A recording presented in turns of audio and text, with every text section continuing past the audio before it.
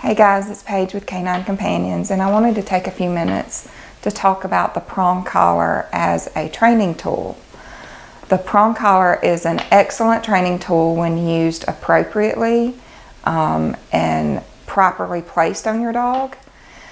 It has gotten a bad rap because people use it inappropriately. People use it, accidents happen, they leave it on their dog too long, they use it neglectfully and have inappropriate placement.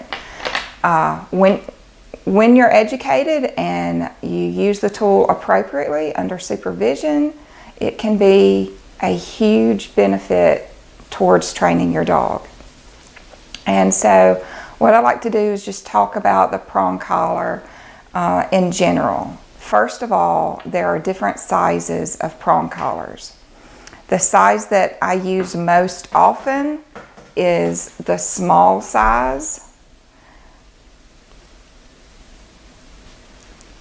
They also have a medium size and then there is a micro prong. The micro prong is not made by Herm Sprenger, which is the brand that I prefer to use. But the micro prong comes in very handy when dealing with small dogs. Dogs, say, under 10 or 12 pounds.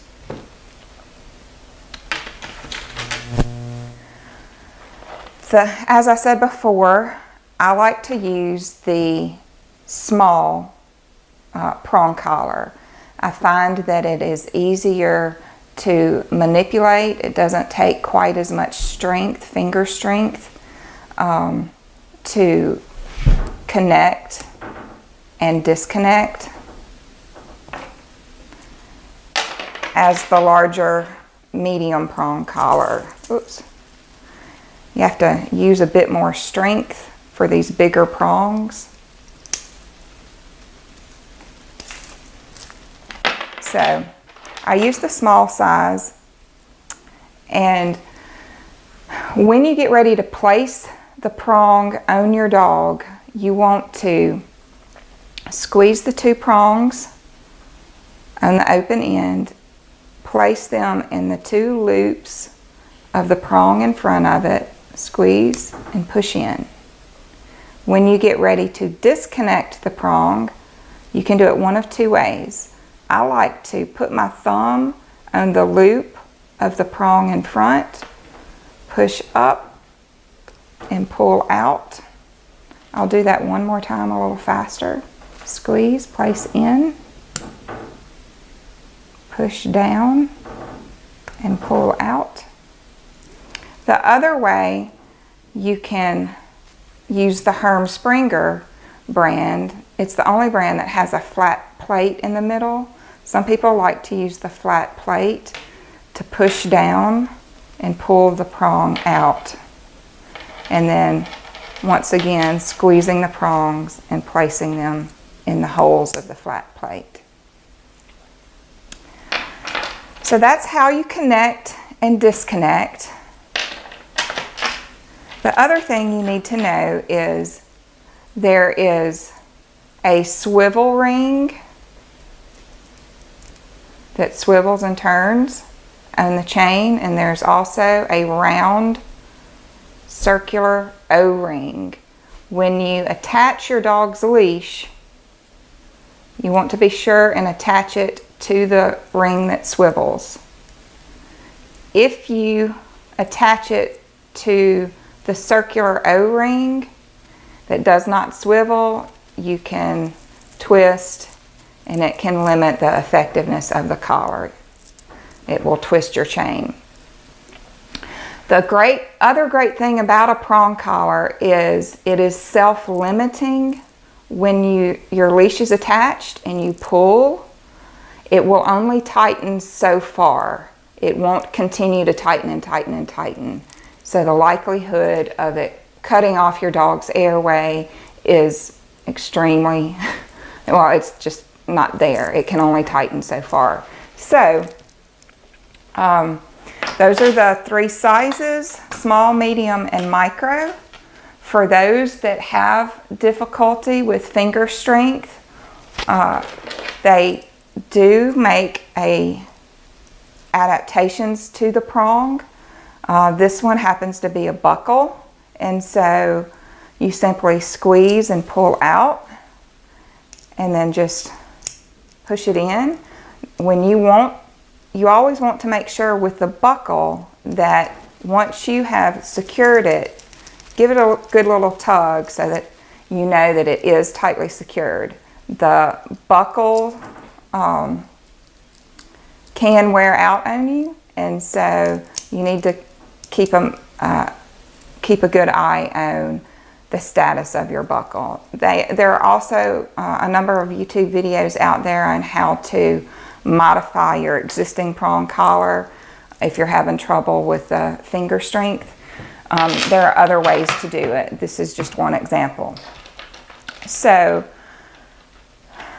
there are a couple of things you need to also keep in mind about making sure that your prong collar is connected properly. It's quite easy to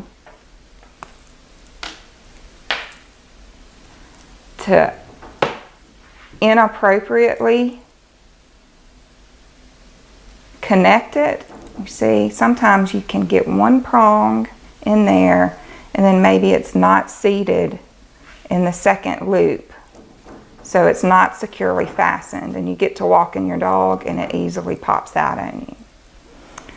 So you want to always make sure that both prongs are seated in those bottom loops. Another tip is, it seems that most people tend to go to the same 1, 2, or 3 prongs to open and close it, and over time those prongs will get a little weaker and it will become easier and easier for the prongs to slip out on their own. So you can buy replacement prongs for your prong collar.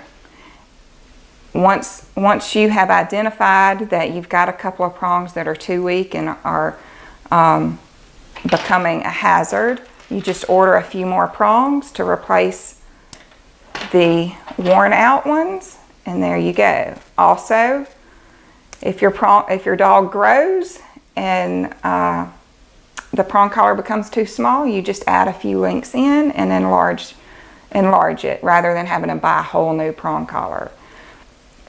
So the other thing that can happen with a prong collar, especially for people that are kind of first-time users and are not real familiar with the prong collar, you want your prongs to all be facing the same way. You want your chain not to be twisted so that when you put it on your dog, everything is functioning as it should. Something that can happen is if you take the prongs off and you just have this last prong seated next to the flat part, sometimes this prong can get turned on you and you go to fasten and you're like, what is wrong? This does not work right. So what's happened is this prong has just gotten turned. You always want to make sure that last prong is sitting snugly in that little loop. Same thing on this one. That flat plate should be snugly fitting in that loop there. That way, when you go to put it on, all your prongs are facing the right way and you can connect them appropriately. So also, when you get ready to buy those replacement prongs, for whatever reason, when you go online, you're going to type in the Herm Springer, unless you're looking for a micro prong. And the size that I most often use for all dogs is the 2.25 gauge. Sometimes when you go to put them in your cart, they're not listed small, medium, large. They're listed by gauges. So I like the 2.25. That's what I send most dogs home on. A step up from that is the 3.0. So 3.0 is the medium size. They do have a larger size, but I rarely use that. It's even harder to squeeze. So that's A couple of tips on the prong collar. It's nothing to be feared, but you do need to know how to use it, how to monitor your dog with it in order to get the most effective use out of it.